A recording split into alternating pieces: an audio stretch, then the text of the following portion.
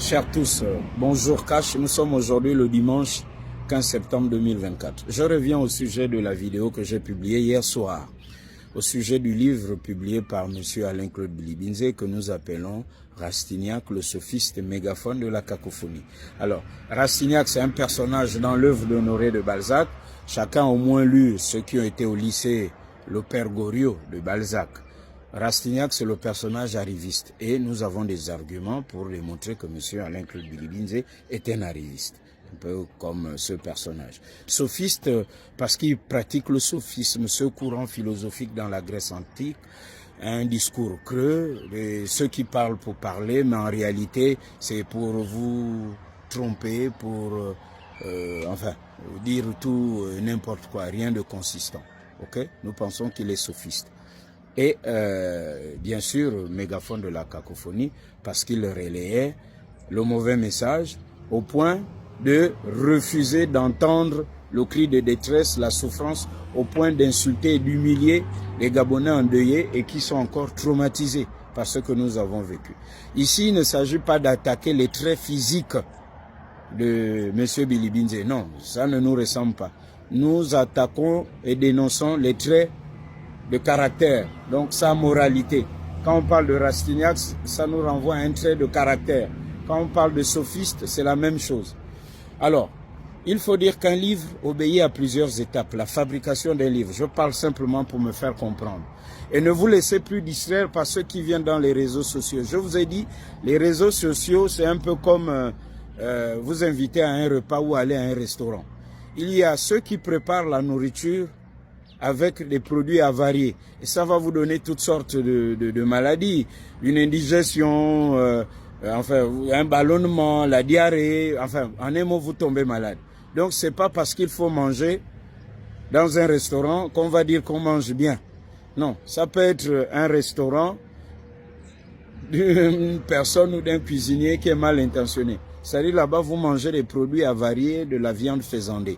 Donc, il y a ceux qui sont comme ça dans les réseaux sociaux. En fait, c'est des personnes qui sont malades, qui ont la diarrhée, qui souffrent d'une intoxication alimentaire, qui ont le ventre ballonné, mais enfin, qui s'entêtent à se maintenir dans cette situation. Donc, n'allez pas là-bas, vous allez tomber malade comme eux.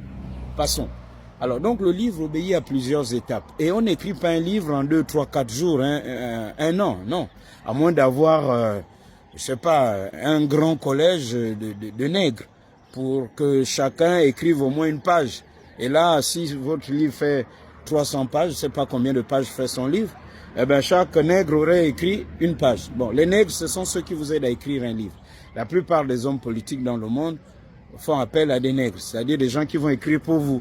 Vous vous asseyez chaque matin, vous dites que je veux ceci, on vous enregistre avec, je sais pas, un appareil, et puis bon, voilà, vous confiez à la personne et on écrit. Vous relisez et voilà, on publie. Et là aussi, à la publication, il y a plusieurs étapes. On doit corriger, on peut revoir le titre, on peut vous faire refaire un paragraphe, on peut vous suggérer quelque chose. Ça se passe comme ça, il n'y a rien de méchant, ça fonctionne comme ça. Alors, il n'a pas écrit son livre, ça c'est sûr, du 30 août au 30 août 2023 au 30 août 2024. C'est pas possible. Il a forcément écrit ce livre bien avant, quand Ali était en forme, mais il ne l'a pas publié du moment où Ali était encore en forme. Certainement, s'il le publiait, c'était pour magnifier l'œuvre d'Ali. Je ne vois pas le prétendu Bilibinze dont on dit qu'il est ceci, cela, courageux, que c'est un homme, etc. Non, il ne pouvait pas écrire ça sur Ali. C'était son maître à penser, son patron, il devait le virer. Il n'avait pas suffisamment ce courage. Parce que s'il avait suffisamment de courage, il ne serait pas allé à l'investiture de Liguingema. Il aurait dit, moi je ne veux pas, je ne viens pas, tu nous as fait un coup d'État, c'est moi le Premier ministre, avant la passation de charge, je refuse, je veux me réfugier, je ne sais pas où.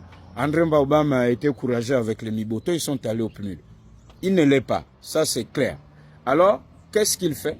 Ce monsieur attend une occasion, il profite d'une situation. D'aucuns parlent de profito-situationnisme et il publie son livre et là il trouve le bouc émissaire, c'est Oligui, pour donner de la valeur et du poids, entre guillemets, à son livre. Si ce livre n'est pas un chèque en provision de mots, c'est-à-dire il vous promet quelque chose qu'il ne peut jamais faire.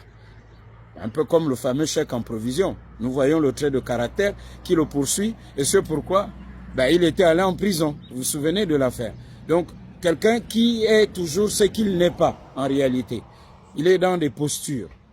Et donc, ce monsieur profite de cette occasion et le livre sort et profite de parler de ce qui se passe. Oligui apprend à marcher, il titube, il tombe. Ce n'est pas parce qu'on apprend à marcher en tombant qu'on ne va plus marcher. Et donc, il profite des erreurs d'Oligui. Et c'est pour cela que je dis que ceux qui défendent Oligui, qui pensent qu'Oligui doit être candidat, à eux de lire et de mieux contre-attaquer M. Bilibinze, et y compris aussi ceux de son camp. Et là, le débat sera riche d'enseignements.